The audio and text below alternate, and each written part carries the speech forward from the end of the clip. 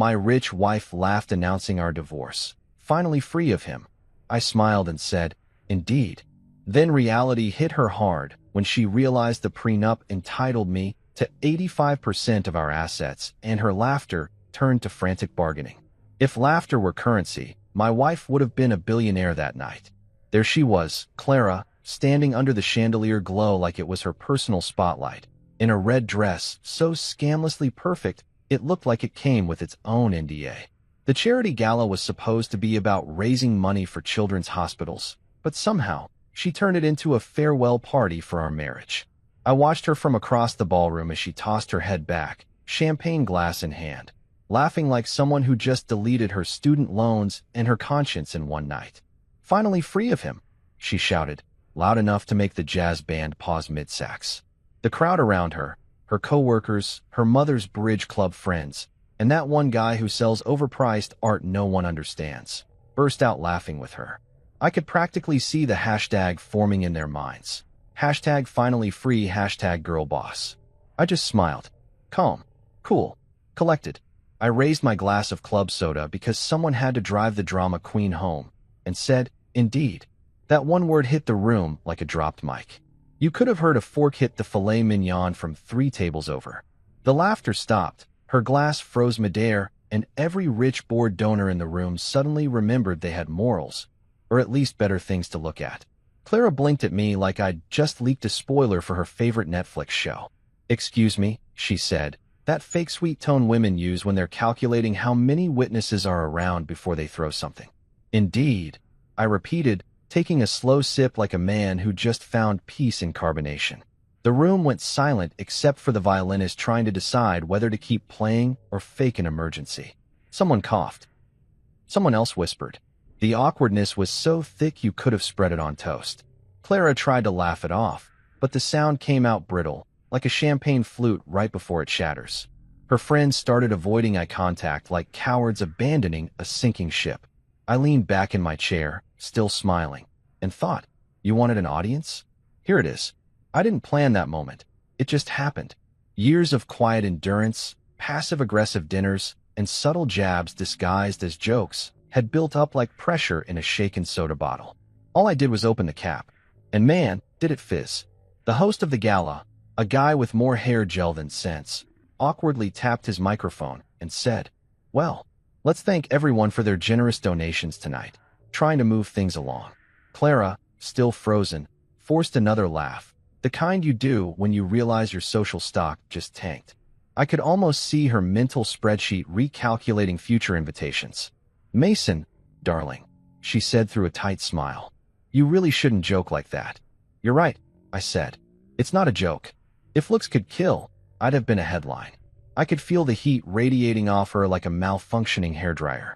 The waiters tried to pretend they didn't notice, but one of them, this young guy in his 20s, gave me that look men give other men when someone's finally getting what's been coming.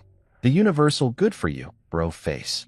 I stayed seated, calm, like the villain who doesn't need to raise his voice because the monologue's already written. Meanwhile, Clara tried to recover by talking louder, switching topics, and laughing again like nothing happened. "Anyway, ladies," she chirped, "some men just can't handle a strong woman." A few nervous giggles floated around, but no one was buying it anymore. The illusion cracked. See, that's the thing about public humiliation. It only hurts when it's undeserved. I had receipts. And a prenup that could double as a doomsday device. She didn't know that yet. Oh, but she would. The night went on in slow motion. I chatted politely, shook hands with donors, smiled for photos, and even made small talk with a senator who thought my name was Martin. Meanwhile, Clara kept glancing my way, trying to gauge if I was about to explode or stay zen. Spoiler alert, I stayed zen. Because silence, my friend, is underrated revenge. It's like watching someone light a fuse and realize too late it's attached to their own dress. Around 11 p.m., the band played a slow number, and couples started dancing. Clara, bless her delusional heart, tried to pretend everything was fine. She strutted over, heels clicking like a warning bell, and said, "We should at least dance for appearances." I looked up deadpan. "You already made enough of those for the both of us." She huffed. "You're unbelievable. And you're free," I said. "Congratulations." That shut her up. For once, I didn't dance that night. I sat back and watched her twirl with some guy from the marketing firm who looked like he moisturizes his emotions. Every spin, every fake smile, it all screamed damage control. The crowd pretended to enjoy the music, but the whispers had started. Did you hear what she said? He said indeed. Oh, he's getting everything in the divorce. Not wrong, strangers. Not wrong. As the gala wrapped up, I shook a few more hands, thanked the host, and grabbed my coat. Clara was still talking to her friends, probably drafting the narrative for tomorrow's brunch. He embarrassed me publicly. I was the victim. Sure, sweetheart. If victims wear $2,000 heels and start the fight. I walked out to the valet stand, tipped the guy 20, and stood under the cold night air, breathing in freedom for the first time in years. It didn't even feel real yet. My phone buzzed. Raymond, my lawyer and unofficial guardian angel of pettiness, had texted me earlier. Remember, Mason, you've got the prenup of the century. If she leaves, you win. I'd laughed when he said that months ago. Didn't think I'd need it. But now, that little document was aging better than fine wine. I climbed into the car, leaned back, and let the night replay in my head. Her laughter, the crowd's silence, the way she'd frozen when I said indeed. It wasn't just a word. It was the moment the power shifted. For years, she'd been the one with control, dictating dinner plans, vacations, even what kind of furniture fit her aesthetic. But that night, she lost her script. And me? I found mine. As I drove away from the ballroom lights fading in the rear view, I didn't feel angry, just amused. Because somewhere in that red dress and glittering arrogance, Clara had no idea she'd just triggered her own financial downfall. And the best part? I wouldn't have to raise my voice, throw a tantrum, or even post a cryptic Instagram story. All I had to do was let the legal system do what it does best, reward the prepared. When I got home, I poured myself a whiskey, not soda this time, and toasted to irony. Finally free of him, she'd said. If only she knew freedom came with an invoice. And as the clock hit midnight, I smiled, leaned back on my couch, and whispered to the empty room. Just for me. Indeed. If silence were a weapon, that car could have started World War III. The moment we left the gala, Clara slammed the door like she was auditioning for a Fast and Furious spin-off called Passive Aggression Drift. Her red dress shimmered under the streetlights. Her perfume clouded the air, and her anger could have powered the car better than the gas. I started the engine, nice and calm, like a man who already knew how the movie ended. We drove down Main Street in pure silence, the kind that hums with tension, broken only by the sound of her clicking her nails against her phone like a typewriter of fury. I could practically hear her typing up a group chat message to her friends. He humiliated me in public, in front of everyone. Yeah, sweetheart, that's what happens when you declare emotional bankruptcy at a charity gala. Aren't you going to beg? She finally hissed, voice sharp enough to slice through the tension. Beg? I said, eyes on the road. For what? You already seem happy. She turned to me, mascara smudged from the tears she was too proud to admit were forming. You'll regret this, Mason. My lawyer will bury you. I almost smiled. Oh, sweetheart. My lawyer doesn't bury people. He files them neatly under defeated. She let out this fake laugh, the kind that sounds like it's made of glass shards. You think you're so clever. You think that prenup means anything? I'll fight it. Sure, I said, taking a turn. You can fight gravity too, but I wouldn't recommend it. She glared at me like I'd personally kicked her favorite designer purse. I swear if looks could kill, my obituary would have read, local man dies of attitude exposure. The whole time, I kept my cool. Because you know what's scarier than an angry man? A calm one who already packed his emotional bags. The car's Bluetooth lit up with a call. Raymond Holt, my lawyer, of all people. I hit ignore. Clara raised a brow. Who was that? My lawyer. Why's your lawyer calling you at midnight? Probably to congratulate me on my patience. That earned me another glare. She turned back to the window, and we drove past the glittering city lights. People laughing outside restaurants, couples holding hands, life moving on while my marriage decomposed quietly in a Lexus. She muttered something under her breath, something about, after everything I've done for you. Oh yeah, here we go, the nostalgic guilt speech. Everything you've done for me, I repeated. You mean maxing out my Amex on throw pillows and spa retreats labeled as self-care? I supported your dreams, she snapped. You supported my dreams the way a cat supports furniture, by clawing at it whenever it looked too comfortable. That shut her up for a second. I swear I could feel the temperature drop 5 degrees inside the car. She crossed her arms like a toddler denied a toy. You're heartless, she said. No, I replied. I'm just done renting space in my soul to someone who charges emotional late fees. For a while, the only sound was the hum of the tires and the GPS politely reminding us to turn left in 400 feet, which, honestly, had better communication skills than we did. I glanced at her reflection in the window, eyes red, lips trembling, but still trying to look unbothered. Clara was many things: vain, dramatic, allergic to accountability, but predictable was her superpower. I knew the phases: anger, denial, blame, then retail therapy. She was currently on phase 1, halfway to phase 2. I almost felt bad. Almost. The funny thing is, this wasn't new to me. Heartbreak was hereditary in my family. My father lost half his fortune in a messy divorce because he believed in love instead of lawyers. I was 12 when I watched him sign away his business, his house, and half his sanity. He told me, "Son, marry with your heart, but sign with your head." So, at 28, when I married Clara, the woman who could sell air if she put it in a fancy bottle, I made sure the prenup was airtight enough to survive nuclear winter. She'd laughed at it once, waving her wine glass. "You think I'd ever leave you?" she said. "Of course not," I'd replied. "But let's not take chances. Hurricanes happen." Well, guess who's laughing now? Hint, not her. I glanced over at her, still glaring out the window like a villain in a soap opera. "You're not even going to say you're sorry?" she asked. "For what?" "For humiliating me tonight." "Clara, you humiliated yourself. I just provided lighting." She gasped, clutching her chest like I'd insulted the queen. "You're cruel." "No, I'm concise." The car stopped at a red light. Outside, a couple crossed the street hand in hand, laughing. Funny how laughter hit different when it wasn't yours being dissected in public. "So that's it?" she asked, voice smaller now. "You're just done?" I turned to her and said it flat. "Clara, I was done the moment I realized our marriage was just a business where I paid for everything and still couldn't afford peace." She didn't reply.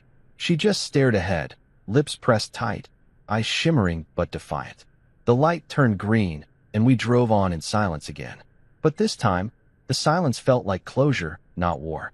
My phone buzzed again, Raymond, persistent as ever. I ignored it. Not because I didn't want to answer, but because I didn't need to. I knew how this would play out. I'd seen it before. She'd threaten lawyers, I'd stay calm. And somewhere between her fury and my patience, the truth would do all the talking. "You'll regret this," she said again, almost whispering it. "Maybe," I said, "but I'll be regretting it from the comfort of my 85%. Her head whipped toward me. 85. I smiled. "You didn't read the fine print, did you?" The look on her face was worth every awkward dinner, every backhanded comment, every "my friends think you're boring." She turned pale, really pale, like she'd just realized the Titanic didn't come with enough lifeboats. "You tricked me." "No," I said. "I just prepared for the version of you I hoped wouldn't show up." We pulled into the driveway, headlights washing over the house we'd once called our dream home. The irony wasn't lost on me. The dream had expired. Now it was just real estate. She didn't move when I parked. Just sat there, staring at the house like it was already slipping through her fingers. "I can't believe you'd do this to me," she whispered. I turned to her. "Clara, you did this to yourself. You just didn't think I'd be the one laughing at the end." I stepped out, shut the door, and for the first time in years, the night air felt honest. No more fake smiles. No more pretending. Just me, the stars, and the sound of her muffled sobs behind tinted glass. Inside, I poured myself a glass of whiskey, not out of celebration, but ritual. Divorce is just detox with paperwork. I stood by the window, watching her still sitting in the car, probably realizing that for once, her words couldn't fix it, her tears couldn't manipulate it, and her charm couldn't spin it. That was the beauty of truth. It didn't negotiate. As I took the first sip, I couldn't help but smile. She thought tonight was the end for me. But really, it was the beginning of her education and consequences. You ever get a letter so smug it feels like the envelope's judging you? That was my morning. Bright and early, 8:03 a.m. A courier in a black suit rang my doorbell, holding a white envelope like it contained the 10 Commandments. "Mr. Mason?" he asked. I nodded. "From Green and Mathers," he said, handing it over like he was delivering karma. I swear, he even smirked before walking away. I opened it at the kitchen counter, coffee in one hand, curiosity in the other, and there it was, the legal equivalent of a middle finger.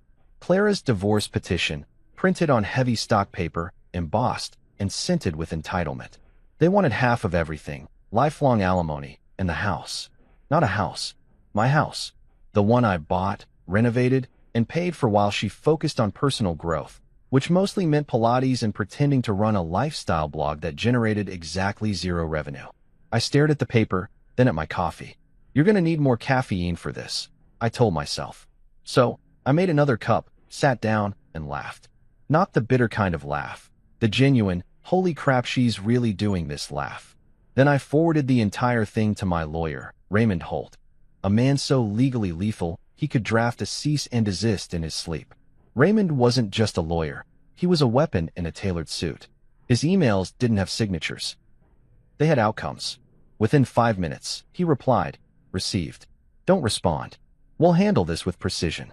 Translation: he was already sharpening his fountain pen like a scalpel. 10 minutes later, my phone buzzed again. "Clara." The text read, "That prenup thing isn't real, right?" "Oh, Clara. Sweet summer child." I didn't reply. I just took a screenshot, sent it to Raymond, and blocked her number faster than she blocked accountability. 2 seconds later, Raymond called. "She texted?" he asked, his voice smooth, steady, caffeinated by pure logic. "Yep." "Good. Don't engage. Every word she sends is a donation to your case." "She's gonna hate you," I said. "I specialize in that emotion," he replied. "See, that's the beauty of having a shark on your side. You don't need to fight. You just need to feed him documentation." By noon, Raymond had already replied to Green and Mathers with a counter so surgical it could have been filed with a scalpel. His email began with, "Per the terms of the prenuptial agreement signed and notarized on April 12, 2017, and ended with a polite but firm "No, that's it." No long arguments, no drama, just no. Raymond believed in the art of legal minimalism. Every sentence he wrote sounded like it came with a threat in italics. Meanwhile, I sat in my living room watching the sunlight hit the same marble floor Clara once insisted we absolutely needed for the aesthetic. It was funny. All that marble, all that gloss, and yet no reflection could show me the man I used to be with her. The guy who worked late, paid bills, bought her gifts, and thought happy wife, happy life was a universal truth. Turns out, it's more of a marketing slogan. Around 1 p.m., my neighbor, bless his nosy heart, saw me reading through the papers and came over. "Everything all right, man?" he asked, leaning on the fence like we were in a 90s sitcom. "Divorce papers," I said. "Aw, crap. You okay?" "Better than she's about to be," I said, sipping my coffee. He whistled. "You think she'll go easy?" I laughed. Her definition of easy involves high heels and a courtroom meltdown. Raymond emailed again that afternoon with an update. "Expect escalation. Green and Mathers are aggressive but unimaginative. We'll crush them by Thursday." You gotta love a man with confidence like that. He even attached a draft of our response letter, and reading it was like watching verbal fencing. "My client has fully complied with all marital and financial obligations." Boom. "Your client's demands are inconsistent with established contract law." Slam dunk. "We suggest your client familiarize herself with the terms she voluntarily agreed to." Fatality. But then, right as I started feeling invincible, Clara struck again, not through lawyers this time, but through theatrics. She posted on Instagram a black and white photo of her wine glass with the caption, "Sometimes you have to lose everything to find yourself." The comments section lit up like a pity party. "Stay strong, queen. You deserve better. He never appreciated you." And my personal favorite, "Men can't handle a powerful woman." Oh, I can handle one. What I can't handle is delusion in a designer dress. I didn't respond publicly. I'm not that guy, but I did send the post to Raymond. His reply? "Keep them coming. Screenshots are forever." See, he wasn't just building a case. He was crafting an art exhibit called Self-Sabotage by Clara. That evening, I decided to unwind with some takeout. Thai food, my comfort meal. Pad Thai and poetic justice. I sat on the couch, watching TV, when my phone dinged again. An email from Green and Mathers. Our client requests mediation to avoid unnecessary conflict. Translation: she just realized that prenup is real. Raymond called immediately, chuckling. They blinked first, he said. I told you, their aggression is decorative. What's next? I asked. We let them talk themselves into a corner. Then we closed the door. It's weird. You'd think a divorce would feel like defeat. But that night, I didn't feel broken. I felt free. Like someone had lifted a 2-year fog of gaslighting and emotional clutter off my shoulders. Every insult she'd ever disguised as a joke, every argument she'd spun to make me feel guilty, all of it faded into background noise. The only thing louder was peace. By midnight, Raymond sent one last email. She's cornered. Don't respond to anything. Sleep well. I laughed out loud. Sleep well, he said, as if I hadn't slept properly in months. I poured another drink, looked out the window at the quiet street, and thought about how strange it was that something ending could feel so much like starting over. I'll admit, part of me missed the early days, before the fights, before the lawyers, back when we were just two idiots with matching coffee mugs and bad taste in movies. But then I remembered her standing at that gala, announcing to the world she was finally free of me. And I thought, you wanted freedom, Clara. Here it is, with postage. The next morning, Raymond texted, check your email. I opened it to find a document titled Mason versus Clara, Preliminary Defense Summary. It was beautiful. 10 pages of pure, clean logic, cross-referenced with receipts, statements, and the prenup. It was like reading the screenplay to my comeback story. The final line? All claims against my client are without merit. I printed it out, placed it neatly beside the original envelope from Green and Mathers, and smiled. 2 pieces of paper, one a threat, the other a shield. And in between them, a man who finally remembered who he was. I didn't need to yell, didn't need revenge. The law was poetic enough. Clara had filed for war. What she didn't realize was that I'd already won the peace. If Chaos had a fan club, my ex-wife's family would have been the founding members. It started 3 days after the legal fireworks began. I was halfway through my morning coffee when my phone lit up with a number I hadn't seen in months. Margaret Lane, aka Clara's mother, aka the self-proclaimed queen of emotional blackmail. The woman had the tone of a telemarketer who sold guilt instead of insurance. I debated letting it ring, but curiosity got the better of me. I answered. Margaret, I said, sounding like a man who regretted every choice that led to this call. How could you do this to my daughter? She barked before I even said hello. She made your house a home. Margaret, I said calmly. It was already a home. She just added candles and debt. There was a pause. I swear I could hear her clutching her pearls through the phone. You ungrateful man. Clara gave you her best years. Her best years. I said. She spent half of them taking selfies in good lighting. That didn't go over well. She launched into a dramatic monologue about loyalty, family, and how Clara sacrificed so much. I let her rant for a full minute while I ate toast. Margaret, I finally said, if this is about money, tell her she can keep the throw pillows. I'm feeling generous. Click. She hung up so hard the call log probably filed for workers' comp. But that was only the first wave of the entitled brigade. A few hours later, I made the rookie mistake of going to the grocery store, the one Clara and I used to shop at because she liked the vibe. There's no vibe at a grocery store, Margaret. There's produce and regret. Anyway, I'm standing there comparing oat milk brands like a responsible adult when I hear the high-pitched voice of Tiffany. Clara's best friend, maid of honor, and part-time gossip columnist for everyone's business but her own. Well, if it isn't Mr. Iceheart himself, she said, blocking my cart like a mall cop. Tiffany, I greeted, giving her the smile reserved for small children and telemarketers. She's heartbroken, Mason, Tiffany said, crossing her arms dramatically. She still loves you. Really, I said, tossing a box of cereal into my cart. Then tell her to stop sending her love through legal channels. Tiffany gasped like I'd just confessed to arson. You know, she was crying last night, she said, hand to her chest. That's funny, I said, because she laughed pretty hard when she declared herself free at a charity gala. You misunderstood her, she said, indignant. She was joking. Then maybe she should consider a new career in stand-up, I replied.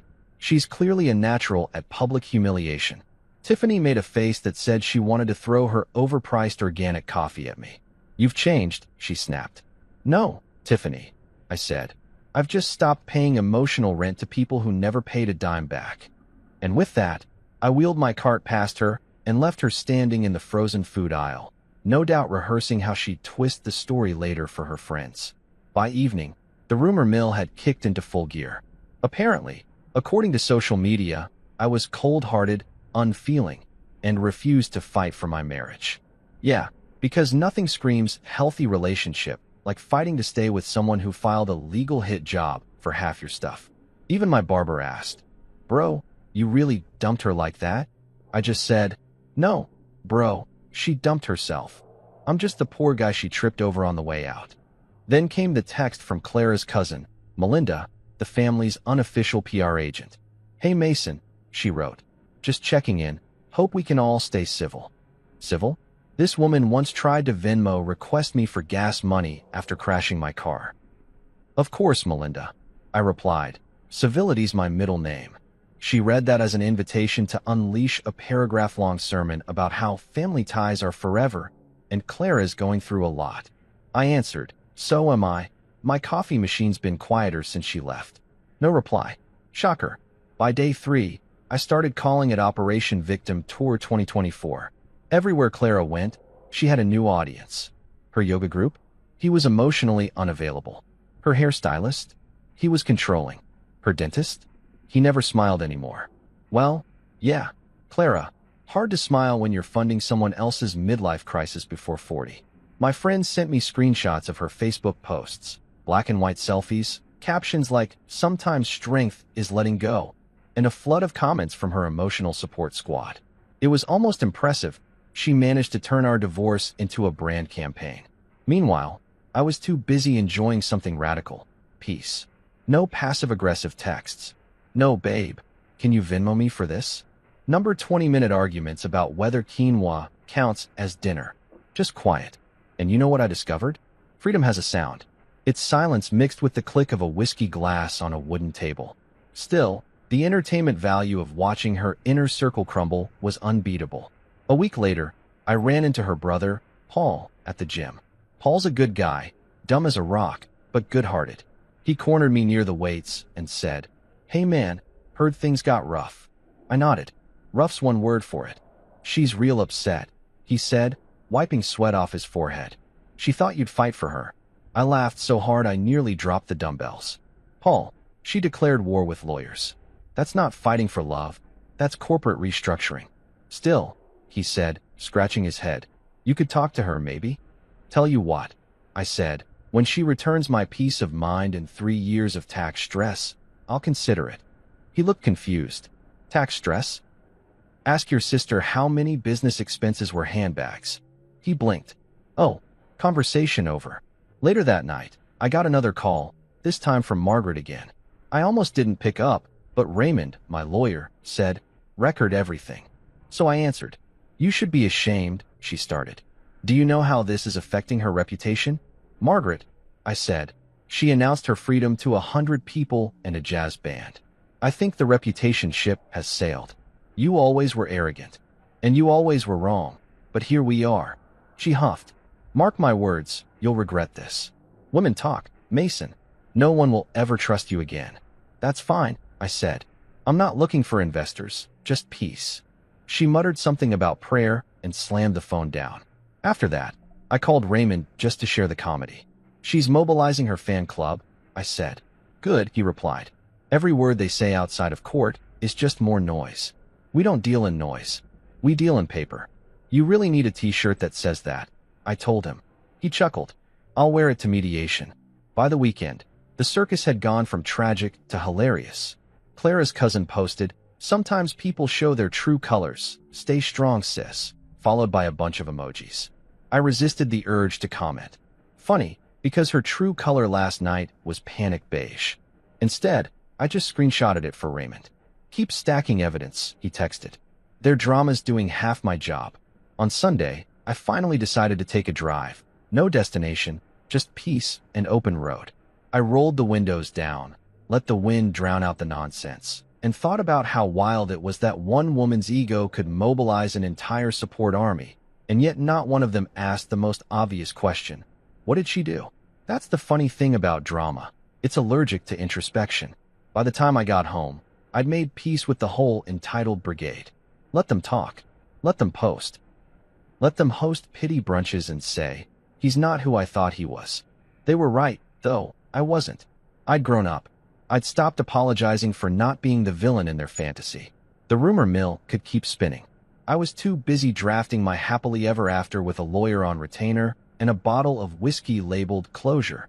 Raymond Holt wasn't just a lawyer. He was a legal war machine in Italian leather shoes. The man could quote civil code like it was poetry and make judges question their own rulings. When I first met him, he introduced himself by saying, "My hourly rate is terrifying, but my results are biblical." I thought he was joking. I was wrong. He was the reason I slept at night knowing Clara could throw tantrums, but not lawsuits that stuck. Every time her legal team sent over a demand letter, Raymond responded with the kind of calm precision that made even their printers sweat. One day they asked for 40% of my assets. His reply, "We reiterate the binding terms of the prenuptial agreement." Translation, nope. The next week, they demanded alimony. Raymond wrote back, "My client suggests your client apply for a job." That man weaponized politeness. I'd visit his office once a week for updates, or as he called it, war briefings. It was a minimalist space, all glass and steel, like a Bond villain's Airbnb. He'd sit behind his desk, tapping a Montblanc pen against a stack of folders labeled Green and Mathers, Errors in Judgment. "Mason," he said one Tuesday, "your ex-wife's legal team just filed an amendment. They're now asking for the Bentley." I raised a brow. The Bentley she never drove? The one she said made her look like a trophy wife, yes. "Oh, that one," I said, sipping my coffee. "They can have it. It's leased under the company anyway." Raymond smirked. "Beautiful. That's going to ruin their momentum. You're weaponizing detachment, my favorite tactic." That's the thing about Raymond. He didn't just play the game. He rearranged the board while smiling. Meanwhile, I'd started boxing up Clara's stuff, her clothes, handbags, and approximately 47 scented candles that all smelled like confused forest. Each item went into a box labeled "Not My Problem." The kitchen counter looked like a clearance aisle at a luxury store for the emotionally unstable. I sent a photo of the pile to my buddy Nathan, who texted back, "Looks like Bath and Body Works threw up in your house." I laughed for the first time in days. Raymond called that emotional closure. I called it spring cleaning with spite. A few days later, I got an email from Green and Mathers requesting a meeting to discuss mutual resolution. Raymond read it and chuckled. "They've realized she's losing," he said. "Now they'll pretend to be reasonable." "Should I go?" I asked. "Absolutely not," he replied. "You're the calm client. Let me be the storm." When the meeting happened, Raymond called me afterward with a tone that could only be described as victorious caffeine. "They folded like cheap origami," he said. "They offered 25% and no alimony. And I told them no. We're holding the line at 15%. It's in the contract." "So they're mad." "Mad?" he said, almost laughing. "They're Googling alternative careers." While Raymond was slaying legal dragons, Clara was apparently holding her own pity parade online. I got screenshots from friends. Her Instagram stories were all dramatic quotes about betrayal and toxic men. One had a sunset photo with the caption, "He broke me, but I'll rebuild." Funny how she was always the architect of her own chaos. Raymond saw the posts and said, "Perfect. Keep them." Public perception doesn't win cases, but it sure does flavor the judge's sympathy. The man treated Instagram like evidence. One Friday, I dropped by his office to sign some final documents. He poured us both coffee from a French press that probably cost more than my TV. "Mason," he said, leaning back in his chair, "you're officially weeks away from freedom. How does it feel?" I thought for a moment. Like taking off shoes that were one size too small. He laughed. "Excellent metaphor. I might use that in closing arguments." "Please don't," I said, "unless you're also quoting Shakespeare." "I already am," he said. "All's well that ends legally sound." That afternoon, Clara tried one last power move. She sent me an email, not from her, but through her lawyer, saying she wanted to revisit the emotional contributions to the marriage. I nearly spit out my drink. Emotional contributions? What was that worth on the open market? Half a compliment and a burnt casserole. I forwarded it to Raymond with one word, Seriously? His reply, they're flailing. Let them drown. He wasn't kidding. A week later, Green and Mathers filed to withdraw as her representation. Apparently, Clara had refused to pay their fees because justice shouldn't cost this much. That's when I realized karma wasn't just poetic. It was practical. Raymond didn't even gloat. He just said, "It's always the ones who think emotions are currency." With her fancy lawyers gone, Clara tried reaching out directly. One night, my phone buzzed at 11:42 p.m. with a text. "Maybe we can talk things through?" I stared at it for a long moment, then did what any emotionally evolved adult would do. I forwarded it to Raymond. He responded immediately, "Block her. She's fishing for leverage." So I blocked her. Again. Over the next few days, I started realizing something strange. I was actually having fun. The stress was gone. I'd wake up early, go for a run, and not have to worry about whether my Spotify playlist offended her delicate morning mood. My kitchen stayed clean. My bills stayed paid. My sanity stayed intact. It was almost boring, but in the best possible way. I remember telling Raymond, "This feels too easy." He smiled and said, "That's because you hired me." The final court hearing was coming up, and he was in full predator mode. He prepped me like I was going on Shark Tank. Don't talk unless spoken to. Look confident. Don't smile unless it's smug. Smug? I asked. Judges respect control. Smug is controlled confidence, he said. The man was practically a philosopher. When the day finally came, Raymond walked into court like he owned the building. He didn't even carry a briefcase, just an iPad and a smirk. Clara sat across the aisle, looking like a tragic perfume ad. Her new lawyer, some bargain bin hire, shuffled papers nervously. When the judge asked for final remarks, Raymond stood and said, "Your Honor, my client seeks only what is legally his, nothing more. The rest is emotional theater." Mic drop. Even the stenographer looked impressed. By the time it was over, Clara's expression said everything. The shock of losing mixed with disbelief that her charm hadn't worked. I didn't even need to speak. Raymond had already done it for me. As we walked out, he handed me a copy of the final settlement draft and said, "Congratulations, Mr. Mason. You're officially free of the circus." I looked at him and grinned. "Raymond, you're a shark." He shrugged modestly. "I prefer apex predator." Then he straightened his tie and said, "Now go home and enjoy your 85%. You've earned it." Walking out of that courthouse felt like leaving a bad TV show mid-season. No finale, no tears, just sweet relief and better writing ahead. And as I drove home, windows down, I whispered to myself with a laugh, to Raymond, the only man who could turn my divorce into a masterclass in winning quietly. You ever reach that stage in a breakup where the other person realizes logic isn't working, so they start throwing mud hoping something sticks? Yeah, welcome to my ex-wife's masterclass in pettiness. Clara had moved from heartbreak to full-blown war crime energy, and I was her chosen battlefield. It started on a Tuesday night. Because apparently, chaos has a schedule. I was watching a documentary about whales. Don't judge, they're majestic, when there was a knock on the door. I opened it to find 2 police officers standing there. "Mr. Mason?" one asked. "That depends," I said. "Am I being recruited or arrested?" He didn't laugh. Tough crowd. We received a call about a possible domestic disturbance. I blinked. Domestic what now? Your wife, Clara Lane, filed a report claiming there was yelling and possible violence at this address. I actually laughed. Like full body, clutch your stomach laughed. "Officer," I said, "the only thing being beaten here is her case." The taller cop smirked a little.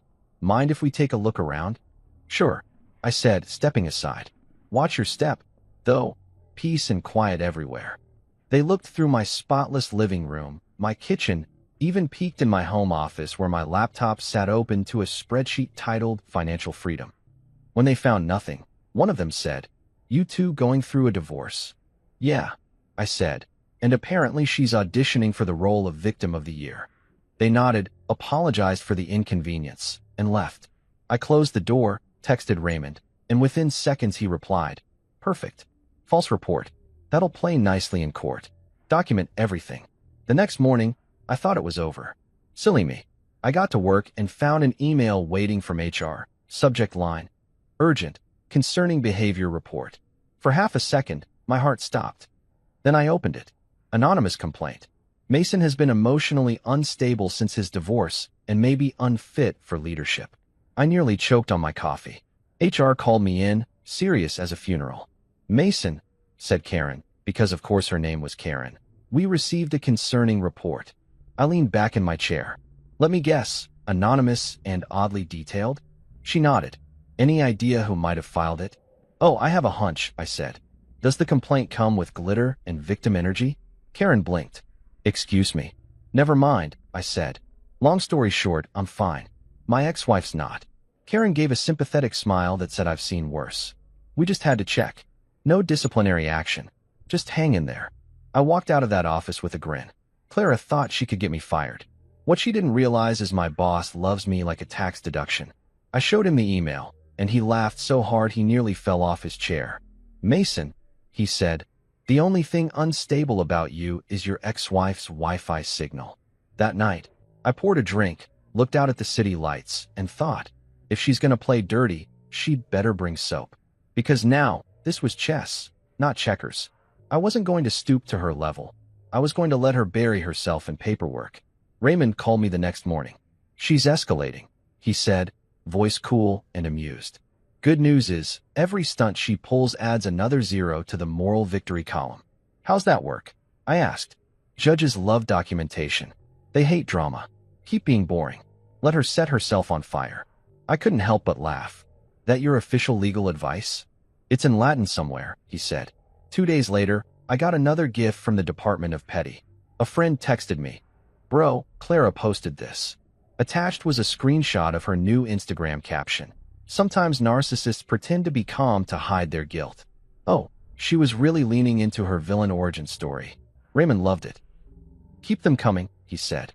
She's building my closing argument for me. Then came the accidental text. At 9:17 p.m., my phone buzzed. Message from Clara. He fell for it. Tiffany. The cops actually showed up.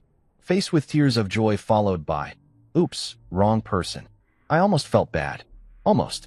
I forwarded it to Raymond. He replied within seconds. Holy goldmine. Now, the problem with smart people is they think everyone else is dumb.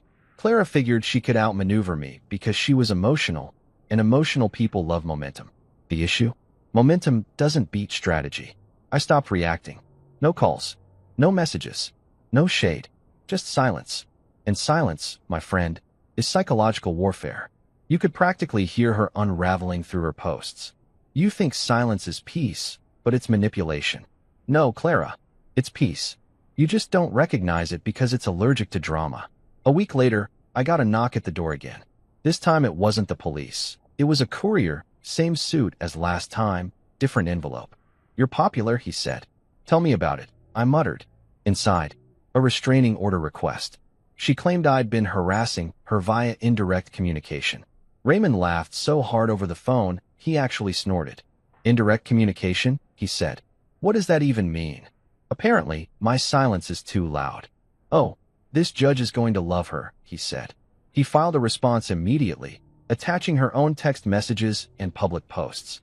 Within 48 hours, the case was thrown out with a judicial sigh, so strong you could feel it through the PDF. But Clara wasn't done. No, she was just warming up. She tried going for my car next. I got a call from the dealership saying someone tried to access my account, claiming to be my assistant. She said she needed to verify ownership of your vehicle, the rep told me. I laughed. Did she sound desperate and smell like Chardonnay through the phone? That's oddly specific, the guy said, chuckling. We didn't fall for it. I called Raymond. He added attempted fraudulent access to his growing list titled Clara's Self-Destruction Log. By this point, even her friends were backing away. Tiffany stopped posting Stay Strong, Queen, and started posting vague quotes about toxic people learning lessons. You could feel the loyalty leaking. I didn't gloat, though. Okay, maybe a little. But I was mostly fascinated. Watching someone implode with such dedication is like witnessing performance art. Around week 3, Clara tried one last Hail Mary. She showed up at my office. Full glam, crocodile tears, the works. My receptionist called, whispering, "There's a woman downstairs saying it's urgent." I sighed. Is she wearing a dress that looks expensive but emotionally unstable? Yes. That's her. Tell her to email my lawyer. I could hear the receptionist trying not to laugh. 10 minutes later, I got a text from her sister, Rachel, apologizing. I told her not to go, Rachel wrote. She's losing it, Mason. She's already lost it, I replied. Now she's just redecorating the crater.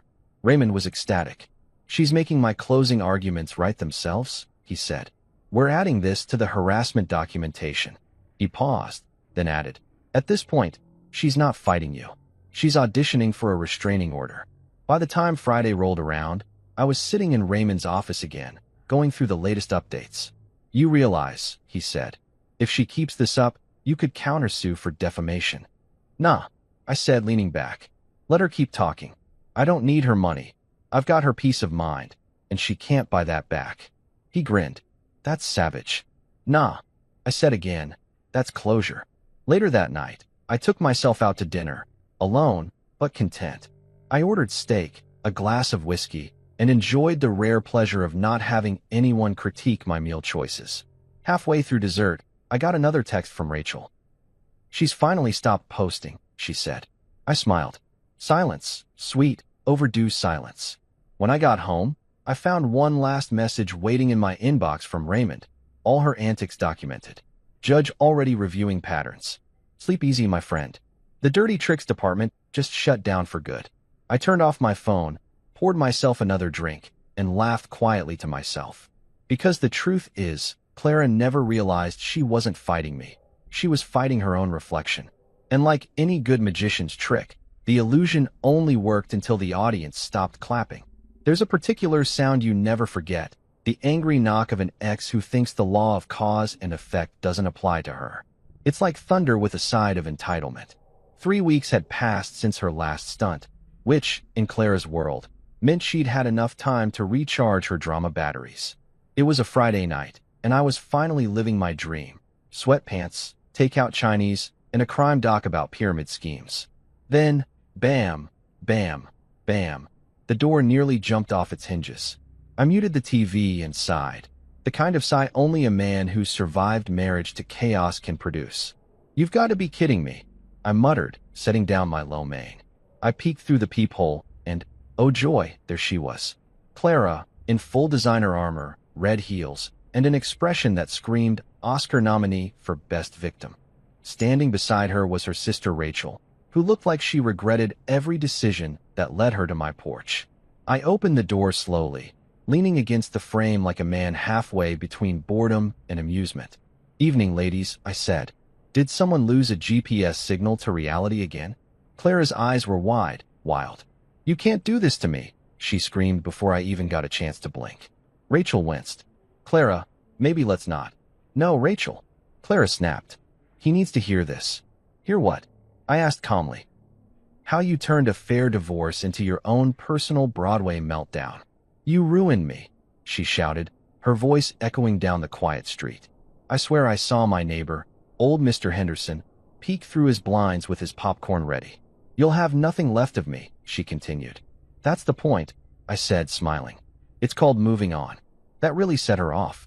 She jabbed a manicured finger in my face. You'll regret this, Mason. You think you can just walk away like none of this mattered. I shrugged. I didn't walk away, Clara. I ran, emotionally, legally, and quite successfully, might I add. Rachel groaned softly. Can we just talk like adults, please? We tried that, I said. It ended with your sister sending cops, fake emails, and a restraining order that got laughed out of court. Clara's lip quivered. I did that because you made me crazy. No, I said, lowering my voice. You were crazy. I just finally stopped subscribing. She huffed, tears streaming now, mascara joining the rebellion. I'll have nothing after this, she sobbed dramatically. You'll have 15%, I said. Use it wisely. Maybe buy a mirror and a therapist. Rachel tried to step between us. She's just emotional, Mason. Then she can express that through her attorney, I said, stepping back inside slightly. I'm all booked up for chaos this week. Clara's voice hit that high-pitched frequency reserved for reality TV fights. You heartless bastard. I gave you my best years. You mean the years where I funded your Etsy addiction and watched you find yourself through luxury spa packages? She gasped, like I'd thrown holy water at her demons. You're cruel. No, I said, I'm consistent. The whole time, Rachel looked like she was mentally teleporting to another planet.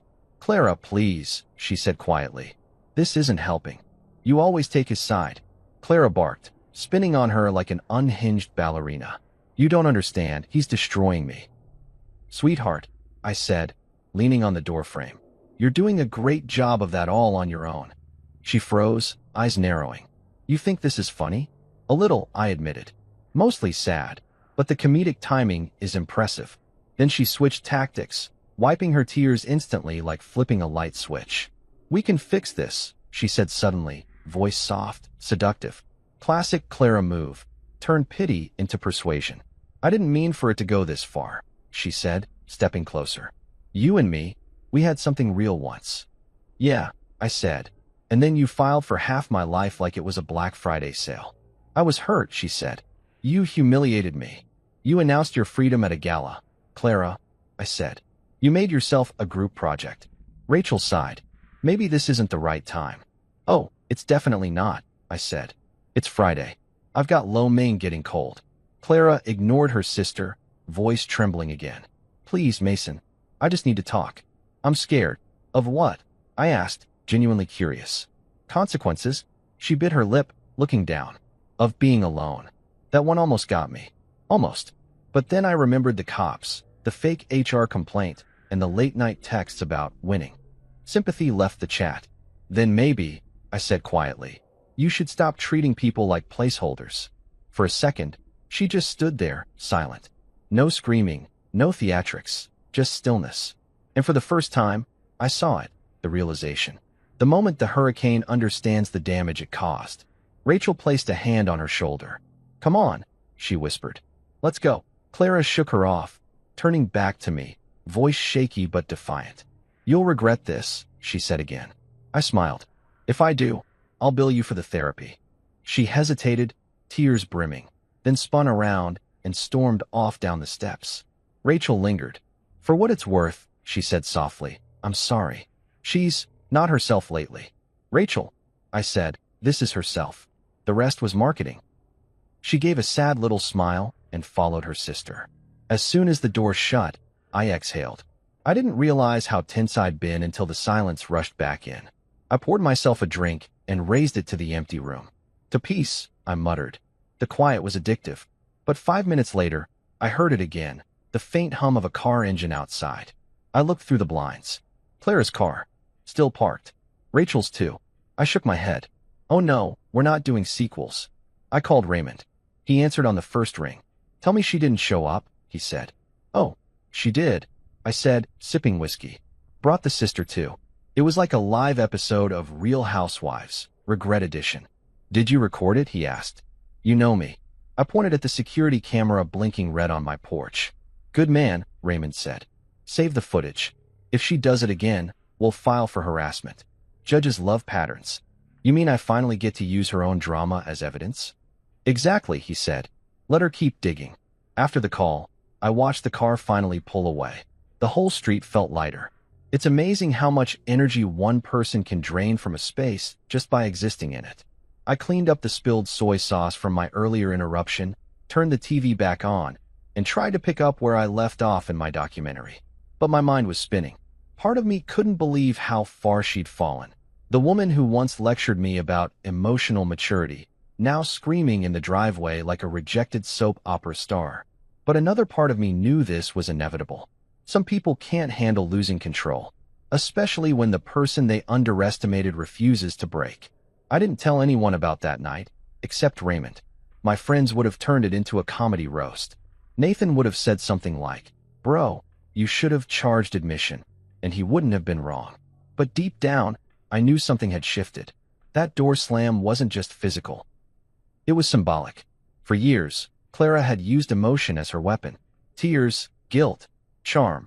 She wielded them all like a professional. But tonight, none of it worked. Tonight, she realized I was bulletproof. The next morning, my phone buzzed. Rachel again. She's embarrassed. She didn't sleep. Just wanted you to know she won't show up again. I texted back, good. Tell her my door's retired from drama. She replied with a simple thumbs up emoji, the international sign for I'm exhausted too. That weekend, Raymond filed a no-contact notice just in case. You don't have to serve it yet, he said. But it's there if she forgets how doors work. The man always had a line ready. I thanked him, hung up, and finally decided to do something normal, mow the lawn. Sounds small, but after months of legal wars, silence, and emotional minefields, pushing that mower felt like therapy. The neighbors waved. Even Mr. Henderson gave me a thumbs up, probably proud of surviving another episode of the live soap opera next door. That night, as I sat on the porch watching the sunset, I replayed everything in my head. The gala, the court hearings, the chaos, and now this, her meltdown finale. It felt like I'd survived a hurricane, and for the first time, the air was still. I didn't feel angry anymore. I didn't even feel vengeful. I just felt done. Completely, beautifully, quietly done. A week later, I got an email from Raymond with the subject line, "Closure arrived." Inside was the official court notice, final hearing date set. One step away from freedom. I poured myself a drink to celebrate, raised my glass toward the window, and said, "To Clara, may her next victim read the fine print." Then I laughed, because honestly, I wasn't even bitter. She'd written her own ending. I just let the credits roll. The thing about karma is, she doesn't text you first. She just shows up wearing stilettos and a smug smile, and suddenly everything the other person thought they were winning starts slipping through their manicured fingers. That was Clara's next few weeks, one long, slow-motion collapse, and I didn't even have to lift a finger. It started with a call from Raymond on a Monday morning. "Green and Mathers just reached out," he said, voice calm, amused, like a man reading bedtime stories to a fool. "They're begging for leniency." I nearly dropped my coffee. Begging? As in actual begging. "Their words," he said. "She won't listen. She thinks she can negotiate through tears." I leaned back in my chair, grinning. "That's my girl," I said. "Weaponizing emotion when logic leaves the building." Raymond chuckled. "Well, the judge isn't buying it. And wait till you hear this. Your ex forgot to declare a $60,000 diamond necklace in her asset disclosure." "Oh, you mean the necklace I bought for her mother's birthday that she claimed was a loaner?" "That's the one. We found the receipt." Her credibility just evaporated. For context, Green and Mathers was the legal equivalent of a five-star restaurant. Expensive, impressive, and full of things you regret paying for. So when Raymond said her lawyer was begging, that meant one thing. They were done pretending she was rational. I pictured their office, Green, the senior partner, massaging his temples while his junior associate whispered, maybe she should stop emailing the judge directly. I didn't need to see it to know. I'd been married to the storm. I knew the pattern. When Clara felt control slipping, she doubled down on theatrics.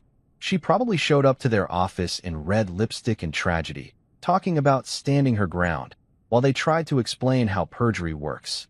I didn't celebrate, though. Not yet. I'd seen her bounce back before. Clara was like a bad sequel. Nobody asked for it, but somehow it still shows up in theaters. Still, there was a new calm in me. I wasn't angry anymore. I wasn't even anxious. I was entertained. Raymond called it detached satisfaction. I called it watching karma Netflix. Every episode just got better. A few days later, my buddy Nathan called me. "Dude, you've seen her Instagram?" I groaned. "Why would I?" "Because she's losing it. Like, full documentary-worthy meltdown." Against my better judgment, I looked.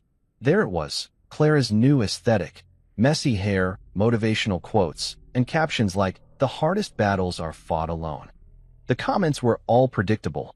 "Stay strong, queen. Men are trash." Sending prayers and wine. I laughed.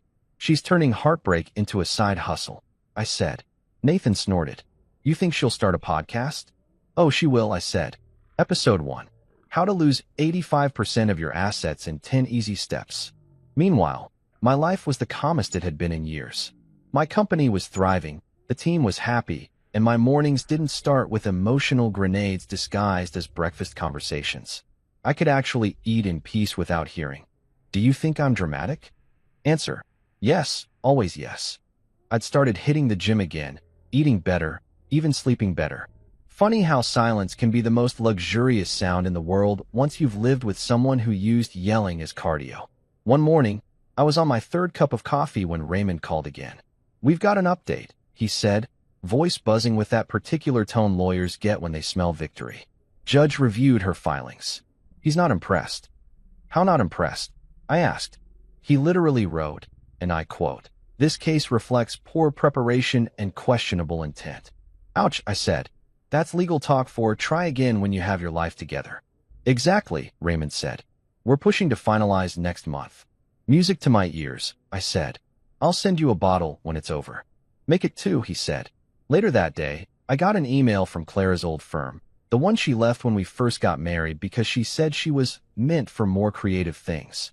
The subject line said, "Reference request for former employee, Clara Lane." I smiled.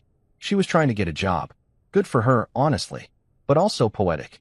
The woman who once told me, "I'll never need to work again. You're stable enough for both of us," was now trying to charm her way back into corporate life. I didn't sabotage her. I'm not that guy.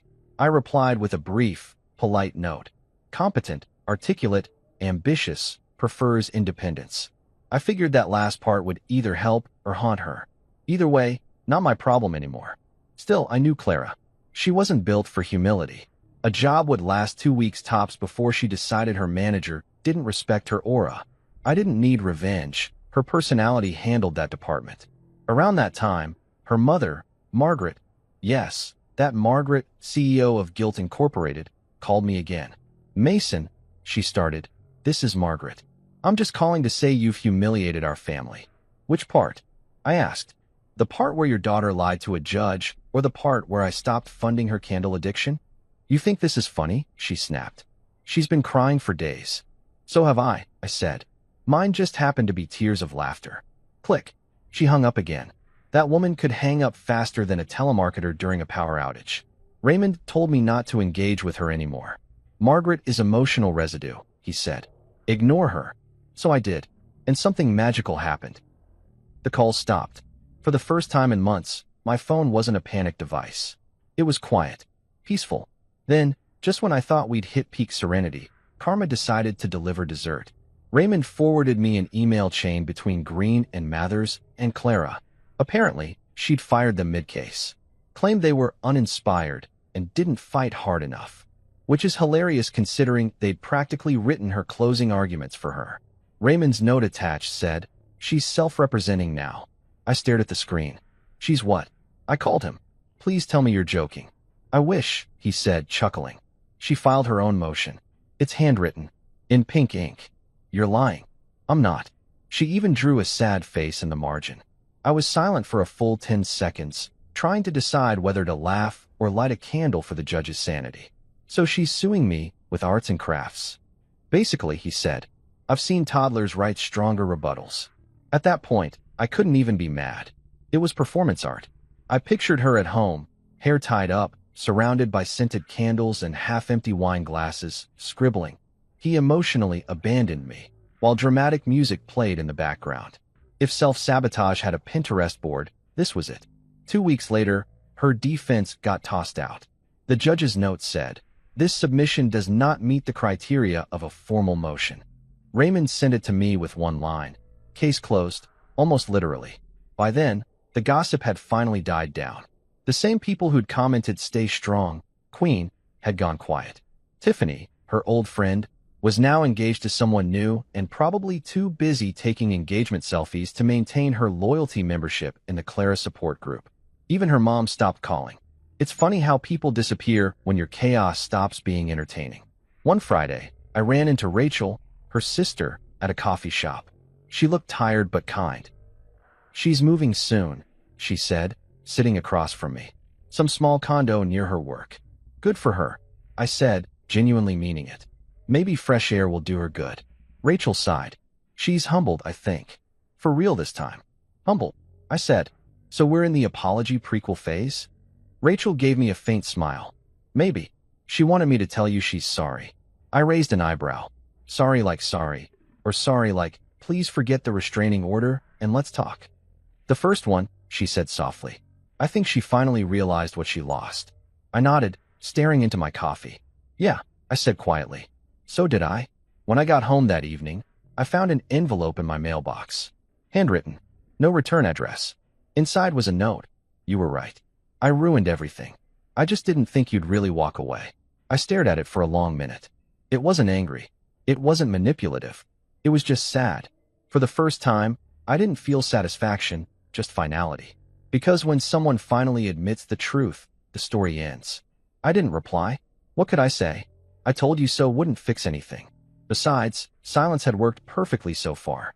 I folded the letter, slipped it back in the envelope, and tucked it into a drawer, not because I wanted to keep it, but because it felt like a gravestone for that part of my life. The following Monday, Raymond called one last time. "Mason," he said, "congratulations. It's official. Divorce finalized. You're free." I didn't cheer or celebrate. I just exhaled. "You did good work, Raymond." "You did better," he said. "You stayed calm." I laughed. "I had no choice. You scared me more than she did." He chuckled. "That's how I keep my clients alive." When I hung up, I stood by the window for a while, watching the city. The sun was setting, painting everything gold. Cliché, maybe, but fitting. It was over. The legal circus, the emotional warfare, the chaos, all of it.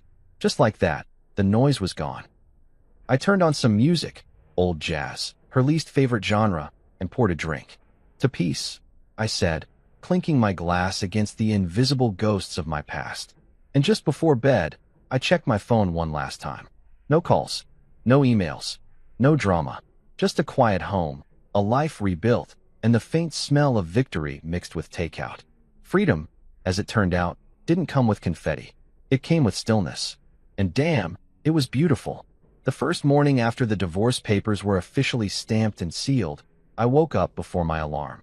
No shouting, no phone buzzing with emotional warfare, no dramatic sighs from the bathroom about how love dies slowly. Just the sound of my coffee machine doing God's work. The smell hit first, dark roast, victory, and something else that almost felt like peace. I stood in my kitchen barefoot, staring out the window like a man in a commercial for antidepressants. Except this time the smile was real. The sunlight came through the blinds, hitting the marble countertop she once said was too cold for family photos. Turns out, peace has better interior design taste. My phone was silent, which used to be suspicious. Now it was sacred. I sat at the table with my mug, took a long sip, and thought about how everything had changed. A few months ago, I was losing sleep over depositions and texts from my ex's lawyer demanding I acknowledge her emotional contributions. Now I was free, officially, legally, beautifully free. And the best part? I didn't even have to fight dirty. Karma did all the heavy lifting while I drank water and minded my business. Somewhere out there, Clara was posting another filtered selfie captioned, "New beginnings cherry blossom sparkles," and I couldn't even be mad. Let her have her hashtags. I had peace. Around 9 a.m., Raymond called. The man didn't even say hello properly anymore. He just opened with, "How does it feel to own 85% of everything and 100% of your sanity?" I laughed. "Feels like a sale I didn't know I wanted until it cleared." "I told you," he said. "The law always wins when the paperwork's smart and the lawyer's smarter." "Don't flatter yourself too much, Raymond," I said. "You might start charging me for compliments." "Too late," he said. "You'll see that line item next invoice." "You're unbelievable." "I'm undefeated," he corrected, and I could practically hear